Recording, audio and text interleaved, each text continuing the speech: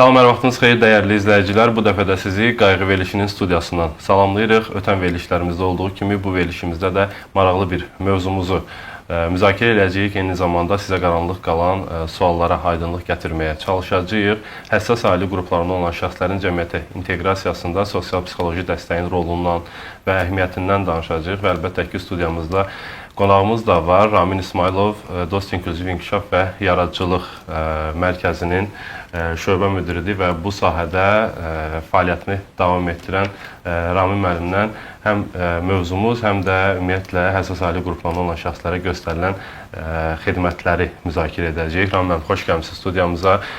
Dost İnklüziv İnkişaf və Yaradıcılıq Mərkəzində bilirik ki, həssas ailə qruplarında olan vətəndaşlarımıza, əlilliyi olan şəxslərimizə müxtəlif xidmətlər göstərilir və bu xidmətlər çərçivəsində əlbəttə ki, sosial-psixoloji dəstəyin də xüsusi bir yeri var, xüsusi bir əhəmiyyəti var.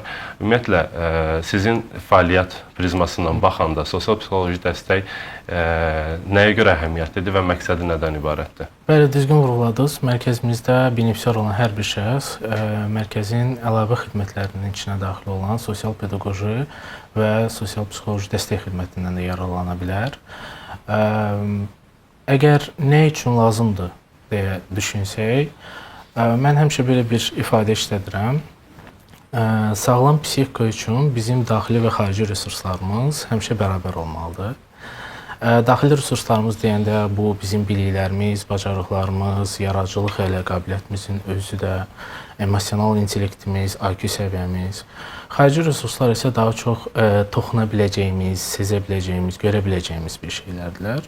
Və sağlam psixika üçün bu iki resursun miqdarının təqribən eyni səviyyədə olması çox vacib bir şey. Amma biz yalnız daxili bir hər hansı bir resursu inkişaf etdirib, xarici digər resurslara, ümumiyyətlə insanın həyatının digər aspektlərinə baxmayanda, bu psixikada müəyyən bir disbalans yarada bilər. Yəni, qısa olaraq desək, əgər mən bir insanın yaradıcılıq potensialını inkişaf etdirirəmsə, amma onun digər sosial çevrəsi haqqında düşünmürəmsə, onun müəyyən bir ailə daxili məsələləri haqqında düşünmürəmsə, onun sosiallaşması haqqında maraqlanmıramsa, ümumiyyətlə təhsili haqqında maraqlanmıramsa və digər həyatının aspektləri ilə maraqlanmıramsa, bu avtomatik olaraq yaradıcılığın o qədər də inkişafı üçün yaxşı bir münbit şərait yaratmır. Yəni, qısa olaraq mən belə düşünürəm ki, depressiyada olan bir insanın, ağır bir depressiyadan əziyyət çəkən bir insanın çox da güclü bir dulusçu ola biləcəyinə, məsələn, inanmaq biraz çətindir. Çünki psixika müəyyən bir səviyyədə, sağlam çərçivələr içində olanda, orada formalaşan hər bir, qazanılan hər bir bacarıq, yeni bacarıq çox daha yaxşı inkişaf edir və çox daha yaxşı formalaşır. Yəni, tam fərd olaraq bütün hər bir detal nəzərə alınmalıdır. Bəli, çalışırıq ki, multidisiplinar yanaşma tətbiq eləyək. Yəni, ancaq yaradıcılıq yox, həmçinin də həyatın digər hissələrinə toxunmağa çalışırıq ki, bu psixikaya kömək eləsin. Ramin bəy, bir detal maraqlıdır. Yəni, bu şəxslərlə, əlilliyi olan şəxslərimizlə əlbəttə ki, müxtəlif peşə sahibləri, müxtəlif mütəxəssislər məşğul olurlar və müxtəlif xidmətlər göstərilir onlara. Ümumiyyətlə, sosial-pedaqoji xidmət və psixoloji xidmətlərlə təmin edən mütəxəssislərimiz kimlərdən ibarətdir? Bəli, bunun üçün mərkəzimizdə sosial-pedaqoji inkişaf və psixoloji dəstək departamenti yaradılmışdır. Elə bu departamentdən də bayaq vurğuladığım kimi əsas məqsədi həssas əhali qrupunda olan şəxslərin reinteqrasiyasını təmin etmək, cəmiyyətə adaptasiyasına dəstək olmaqdır. Departament daxilində klinik psixoloq fəaliyyət göstərir, uşaq psixoloqları fəaliyyət göstərir, sosial işçilər fəaliyyət göstərir, loqoped defektoloqlar, psixopedaqoq, surdo tərcüməçi fəaliyyət göstərir ki, vətəndaşlarımız ehtiyac yarandığı təqdirdə mütəxəssisin dəyərləndirməsi ilə yaradıcılıqdan da əlavə olaraq da bu xidmətlərdən də yararlana bilər. Həmçinin vurğulamaq lazımdır ki, departament həm case manager xidmətini də göstərir ki, mərkəzdə yəni vətəndaş avtomatik olaraq bir şəxsə məsul olur və onun bütün məsələləri ilə həmin şəxs məşğul olur. Daha bir sualım ondan ibarət olacaq ki, sizin göstərdiyiniz sosial-psixoloji xidmətlər, kompleks şəkildə danışıram ümumiyyətlə, vətəndaşa Dost İnklüziv İnkişaf və Yaradıcılıq Mərkəzinə müraciət etdiyi mərhələnin hansı hissəsində, belə deyək, lazım olur? və yaxud da siz hansı hissədə işə qarışmış olursunuz? Vətəndaş sənədlərini təqdim etdikdən sonra Mərkəzin Qiymətləndirmə Komissiyasına dəvət olunur və Qiymətləndirmə Komissiyasını uğurla keçən vətəndaş avtomatik olaraq mərkəzdə müvafiq hər hansı bir yaradıcılıq istiqaməti üzrə təlimlərə başlayır. Elə həmin andan etibarən onun müəyyən bir case meneceri olur və onun avtomatik olaraq bir psixoloq və bir sosial işçisi təyin olunur və onların dəyərləndirməsi əsasında digər hər hansı bir loqoped xidməti ola bilər, surdo tərcüməçi xidməti ola bilər, psixopedaqoq xidməti ola bilər, ümumiyyətlə psixoloqla davam etmək zərurəti varmı? Bu tipli xidmətlərin hamısını avtomatik olaraq o dəyərləndirmə üzərindən biz aparırıq və təlimlərə başladığı andan etibarən bizim xidmətlərimizdən də yararlana bilər. Yəni bir növ iş planı tərtib olunur da. Bəli, fərdi inkişaf planı, bəli, hər bir benefisiar üçün fərdi inkişaf planı təyin olunur ki, burada ancaq yaradıcılıq istiqaməti üzrə inkişafı yox, həmçinin də onun digər xidmətlərdəki inkişafı da sezilir, yəni dəyərləndirilir. Bəs psixoloji dəstəyin effektivliyini artırmaq üçün, ümumiyyətlə effektiv olması üçün hansı məqamlara daha çox diqqət etdirmək lazımdır? Çox vacib nüanslardan biri psixoloji dəstəyin kimə göstərilməsidir. Əgər biz uşağa psixoloji dəstək göstəririksə, burada çox vacibdir ki, valideynin bizlə birgə işi çox əhəmiyyətlidir. Çünki həmin mütəxəssislə o yarım saat, 1 saat məşğul olandan sonra qalan günün 24 saatının, 23 saatını həmin valideyndir. Həmin valideynin psixoloji vəziyyətinin təsir altında olur, evdəki psixoloji ab-havanın təsir altında olur, valideynin hərəkətlərinin təsiri altında olur deyə biz valideynlə işləməyimiz çox əhəmiyyətlidir və valideynin də bizə geri dönüş eləməsi çox əhəmiyyətlidir. Mütəxəssisin verdiyi müəyyən təlimatlar, mütəxəssisin müəyyən tövsiyələri riayət olunmalıdır. Müəyyən tapşırıqlar hər biri vaxtında icra olunmalıdır ki, biz hər hansı bir effektivlikdən danışa bilək. Çünki bəzən valideynlər düşünürlər ki, uşağımı psixoloq apardım ya da uşağımı loqoped apardım, deməli nəsə inkişaf olacaq. Xeyr, yəni bu işin böyük bir hissəsi valideynin də üzərinə düşür. Çünki onların da dəstəyi bizə lazımdır. Biz çox qısa müddətdə limitli imkanlar daxilində işləyə bilirik. Amma qalan günün qalan hissəsində valideynin də dəstəyi çox əhəmiyyətlidir. Rəmin, valideynlərin psixoedukasiyası bir anlayışı var sizin fəaliyyətdə və bilmək istəyirəm bu nə üçün vacibdir və hansı formada həyata keçirilir? Psixoedukasiya nə üçün vacibdir? Çünki bəzən valideynlər müəyyən şeyləri edərkən özləri də fərqində olmadan müəyyən bir uşağa qarşı misal üçün zərər də vura bilər. Daha doğrusu belə deyək, onun xeyrinə olduğunu düşünüb əslində neqativ nəticələrlə rastlaşa bilir. Biz psixoedukasiyanı hansı formada aparırıq? İki formada çalışırıq, qrup formasında və ya fərdi şəkildə aparaq. Onsuz da hər bir uşaqla görüşdən sonra valideynlə də həmçinin həmin gün görüş aparılır. Uşağın inkişafı haqqında, bugün icra elədiyi tapşırıqlar haqqında, növbəti gün üçün icra etməli olduğu tapşırıqlar haqqında, hər bir növbəti görüş üçün, yəni icra etməli olduğu tapşırıqlar haqqında hər bir şey haqqında məlumat verilir və maraqlanılır, danışılır valideynlə. Evdəki vəziyyət haqqında hər biri müzakirə olunur. Lakin vacib nüanslardan da biri bəzən elə olur ki, məsələn, mən misal üzərindən istəyirsinizsə gedim. Bir valideynim var idi, 10-12 yaşlarında autizm spektr pozuntusuna sahib olan bir qız uşağımız var idi. Valideynin mənə sorğusu ondan ibarət idi ki, mən istəyirəm ki, övladım stereotip hərəkəti yığışdırılsın. Stereotip hərəkət nədir? Autizm spektr pozuntusuna sahib olan uşaqlar özlərini rahatlatmaq üçün etdikləri təkrarlanan hərəkətlərdir. Bunlar fərqli formada ola bilirlər əlbəttə ki, amma həmin uşağın stereotip hərəkəti sadəcə olaraq dərs edərkən qələmi əlində fırlatması idi. Və valideynin sorğusu ondan ibarət idi ki, mən istəyirəm ki, bu uşaq onu eləməsin. Biraz misal üçün maraqlananda, araşdıranda görürük ki, daha öncəki stereotip hərəkətlərində uşaq yerində tullanırmış. O aradan qaldırılıb, amma hazırda misal üçün bu stereotip hərəkət var. Mən valideynə sual verdim ki, sizcə mən o qələmi əlində fırlatmasını aradan qaldırsam, başqa bir stereotip hərəkət tapmalı olacaq istənilən halda.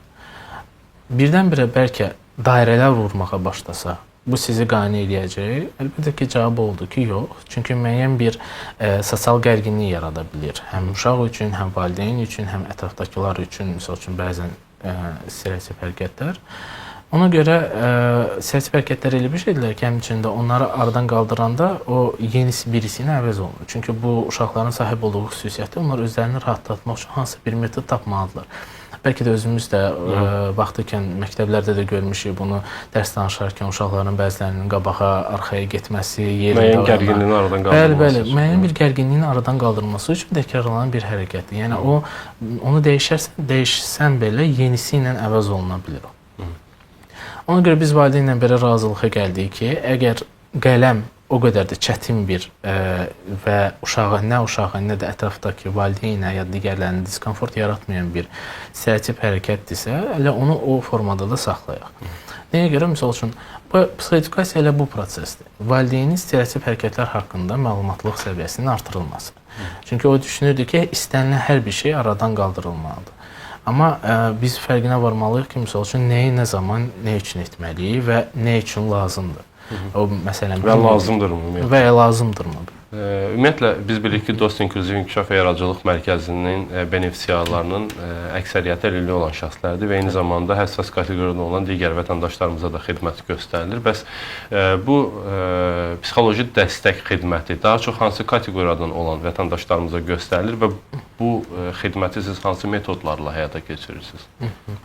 Bəli, düzgün vurguladınız. Əlilliyi olan şəxslər kateqoriyamız hazırda ən çox mərkəzimizə müraciət edən kateqoriyamızdır və ən çox da benefisiara bu kateqoriyadan sahibik. Və ona görə də hazırda ən çox xidmətlərimizdən sosial pedaqoji və sosial psixoloji dəstək xidmətlərimizdən bu kateqoriyamız yararlanır. Əlbəttə ki, metodikalar individualdır. Əgər uşaqlardan danışırıqsa, uşaqların sahib olduğu xüsusiyyətlərdən asılı olaraq bu metodikalar dəyişir. Fərdi yanaşma tələb. Bəli, mütləq ki, fərdi yanaşma tələb eləyir. Bəzən hətta biz oxşar xüsusiyyətə sahib olan uşaqların həm sosiallaşmasını təmin etmək üçün, həm qrup şəklində işləmə bacarıqlarını artırmaq üçün onları qrup formasında da qəbul edirik, amma daha çox individual yanaşmanı tətbiq edirik. Və metodikalar da buna görə də fərqli olur.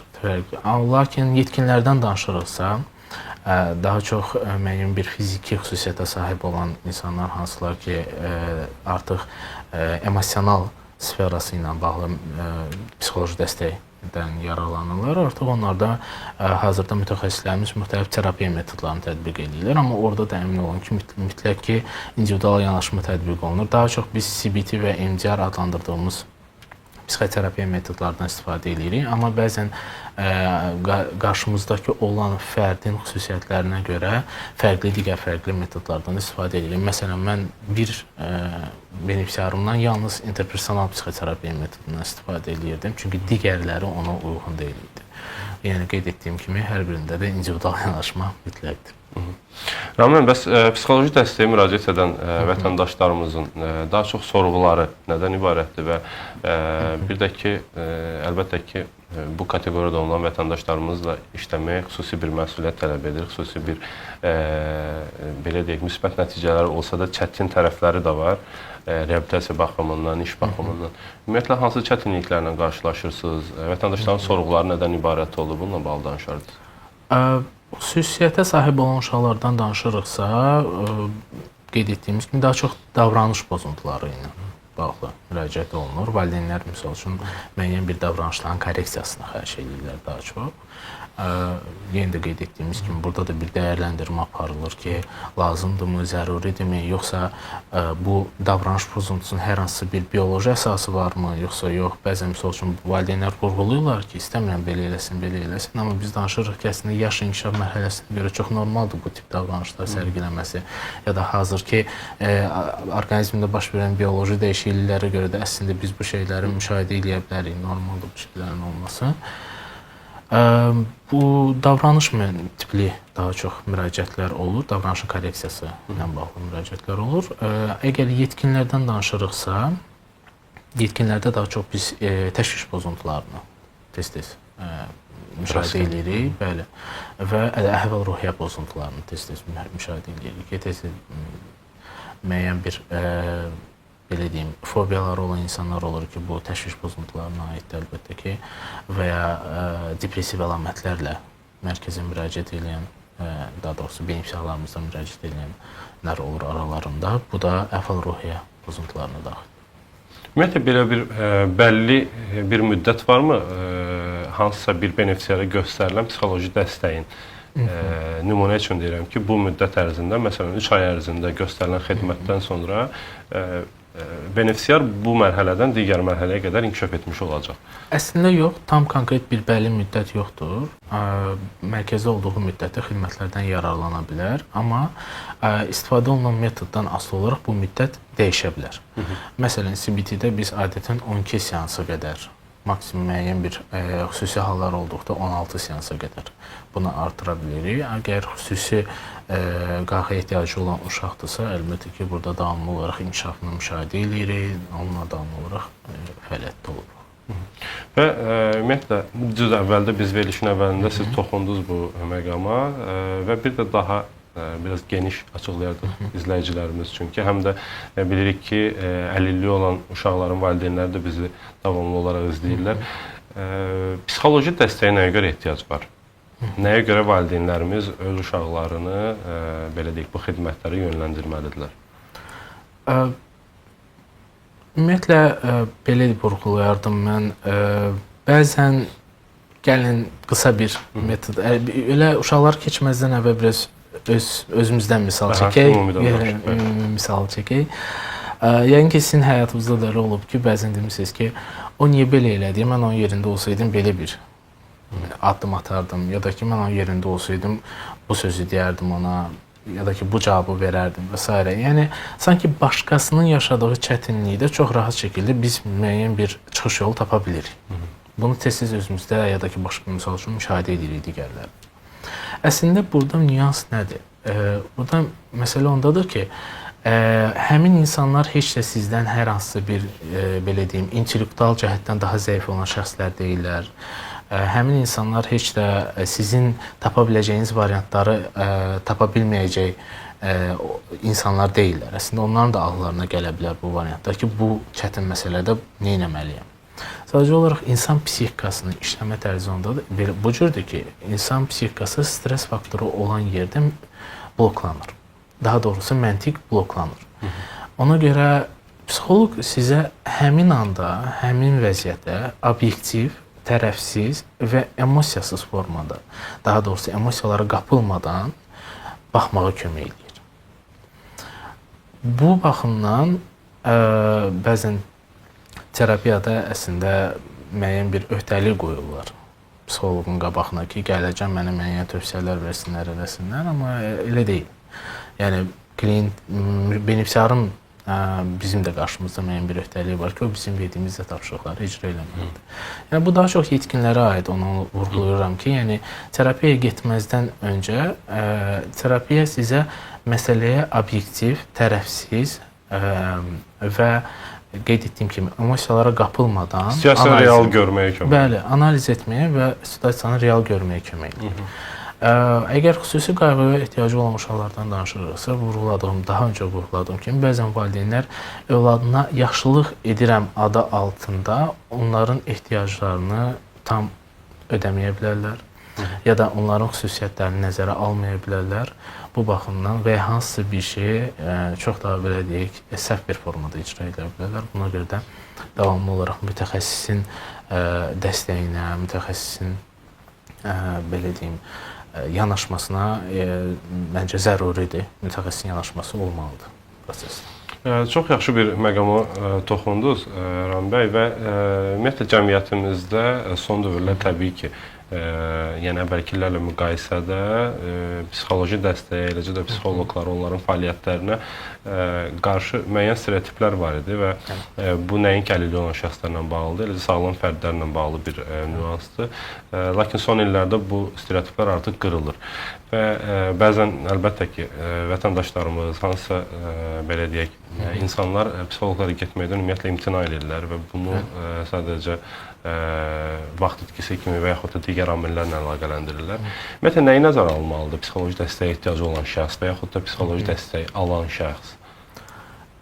Bəzən psixoterapiyada insanlar psixoterapiyanı belə təsəvvür edirlər ki, bir şkala kimi təsəvvür etsək bunu, ancaq artan bir şkala kimi təsəvvür edirlər benefisiarlar bunu. Yəni terapiyaya gedəcəm, hər seans daha da yaxşı olacaq.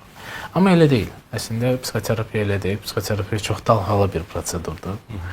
Siz 2 seans özünüzü psixoloqun yanından çox yaxşı hiss edib çıxa bilərsiniz. 3-cü seansı isə çox emosional belə yüklənmiş formada çıxa bilərsiniz. Bu terapiya prosesi də əslində belədir. Bəzən elə məqamlar olur ki, insanlar heç terapiyanın onlara effektiv olub olmadığını belə anlaya bilmirlər. Düşünürlər ki, ümumiyyətlə effektiv deyil. Amma onlara görə mən tövsiyə görərəm ki, əgər hər hansı bir mütəxəssisə yönəlirsinizsə, yəni əlbəttə ki, güvəndiyiniz bir mütəxəssisə yönəlirsinizsə, 4 seansdan öncə qərar verməyin. Terapiyanın effektiv olub olmadığını sizin üçün 4 seansdan öncə qərar verməyin. 4-cü seansdan sonra artıq vəziyyəti analiz edin. Əgər hər hansı bir az da olsa müəyyən bir dəyişiklik hiss edirsinizsə, deməli əslində bir effektivlikdən danışa bilirik biz ki, bəli, terapiya effektivliyi var. Belə. Yəni müsbət bir irəliləyiş, dəyişiklik əldə etmək üçün ən azı 4 seans davam etmək lazımdır. Ən azından bəli, yetkin psixoterapiyadan danışırıqsa, əlbəttə ki, 4 seans mütləq ki olmalıdır. Əgər xüsusi qayğıya ehtiyacı olan uşaqların psixopedaqoq və ya misal üçün psixoloq yanına yönləndiririksə, artıq burada qeyd etdiyimiz kimi individual yanaşma daha çox özünü göstərir ki, burada uşağın sahib olduğu xüsusiyyət, həmin xüsusiyyətin kəskin ifadə olunma forması çox təsir edir. Yaş faktoru çox təsir edir ki, neçə seans minimum lazımdır ki, hər hansı bir irəliləyiş görə bilək. Həm də düşünürəm ki, benefisiarın, belə deyək, mütəxəssisə, həm də mütəxəssisin benefisiara adaptasiyası da çox önəmlidir. Əlbəttə ki, ilk bir neçə seansda bu bir qədər çətin olur. Hətta bəzən olur ki, öyrəşir, amma daha digər şəxslərə öyrəşə bilmirlər. Yəni artıq biz həmişə bunun çətinliyini yaşayırıq. Məsələn, məzuniyyətə gedəndə fikirləşirik ki, necə eləyim ki, uşaqlarım misal üçün qalmasınlar da, məsəl üçün mənsiz qalmasınlar. Yavaş-yavaş onları öyrəşdirməyə çalışırıq, məlumatı verməyə çalışırıq. Mən misal üçün getməzdən əvvəl 2 həftədən öncədən bildirirəm ki, bax mən 2 həftə sonra olmayacam. Yaxşı, özün misal üçün belə aparsan, yaxşı aparsan. Mən yox, bu demək deyil ki, belə eləmək lazımdır. Amma əlaqəni davamlı saxlayırsınız, yəni ki, benefisiarlarla. Çalışırıq maksimum dərəcədə əlaqəni saxlayırıq. Bəs ümumiyyətlə bəlli bir rəqəm varmı ötən dövrdə həm sosial pedaqoji, həm də psixoloji xidmət göstərdiyiniz şəxslərin sayı nə qədərdir? Ümumi mərkəzimiz fəaliyyəti dövrü ərzində 830-dan artıq vətəndaşa xidmət edib və bunların hər birinə müəyyən xidmətlər göstərilib. Ən azından hər birinə case management xidməti göstərilib və onların da içində bir neçə xidmətdən həm loqoped, həm psixopedaqoq, həm surda tərcüməçi və həmçinin psixoloq xidmətlərindən, sosial işçi xidmətlərindən yararlanan vətəndaşlar olublar. Və bu illər ərzində bu vətəndaşların yararlandığı xidmətlər sayı minləri keçir. Son il ərzində, yəni 2025-ci il ərzində 750-dən artıq sosial pedaqoji və sosial psixoloji dəstək xidməti göstərilib və bu say getdikcə də artmaqdadır. Ramiz, bəs hansı mərhələdə artıq sosial psixoloji dəstək kifayət eləmir və biz artıq o mərhələdə nə etməliyik? Əgər biz hansısa bir belə deyim, xüsusiyyətdən danışırıqsa və müəyyən bir problemdən danışırıqsa, ümumiyyətlə onun mənşəyinə baxmalıyıq.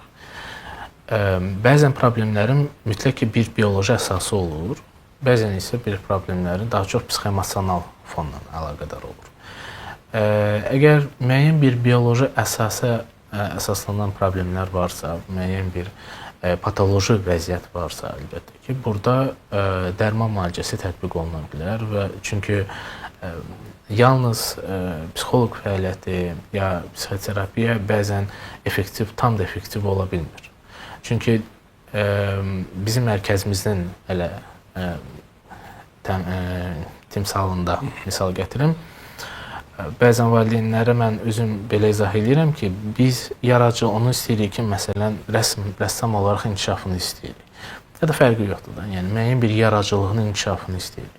Amma o yaradıcılığın inkişafı üçün biz elə bir psixi mümbit şərait yaratmalıyıq ki, orada nəsə bir öyrənilə bilsin, nəsə bir təlim-tərbiyə prosesi gedə bilsin.